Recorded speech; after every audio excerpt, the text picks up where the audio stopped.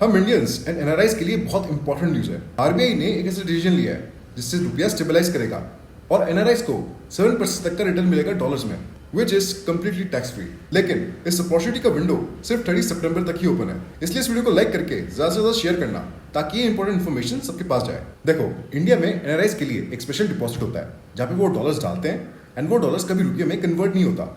इसे हम लोग FCNR डिपॉजिट कहते हैं और रुपया चाहे कितना ही क्यों ना गिर जाए, बट FCNR डिपॉजिट में डॉलर हमेशा सेफ रहेगा। अब ट्रेडिशनली FCNR डिपॉजिट पे इंटरेस्ट कम क्यों मिलता है? क्योंकि बैंक को हेजिंग कॉस्ट उठानी पड़ती है।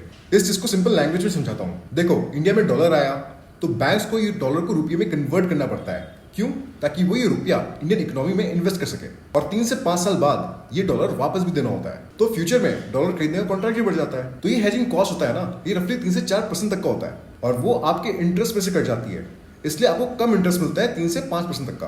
बट अभी रिसेंटली आरबीआई ने एक सर्कुलर निकाला है जहाँ पे आरबीआई ने क्लियरली मेंशन किया है कि वो ये हेजिंग कॉस्ट खुद उठाएगा और बदले में आपको ज्यादा इंटरेस्ट प्रोवाइड करेगा और ये करने से इंडियन रुपया स्ट्रेंथन करेगा।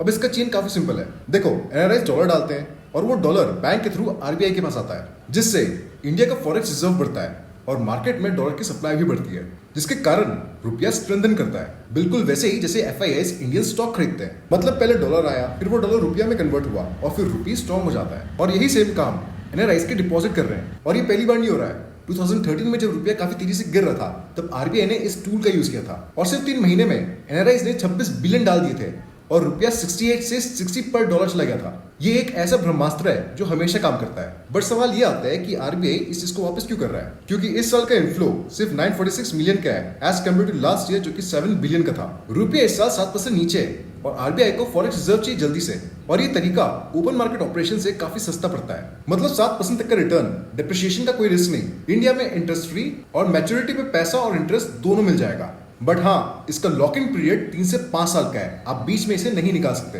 तो अगर आप एक एनआरआई हो या फिर किसी एनआरआई को जानते हो तो ये इन्फॉर्मेशन उनके साथ जरूर शेयर करना।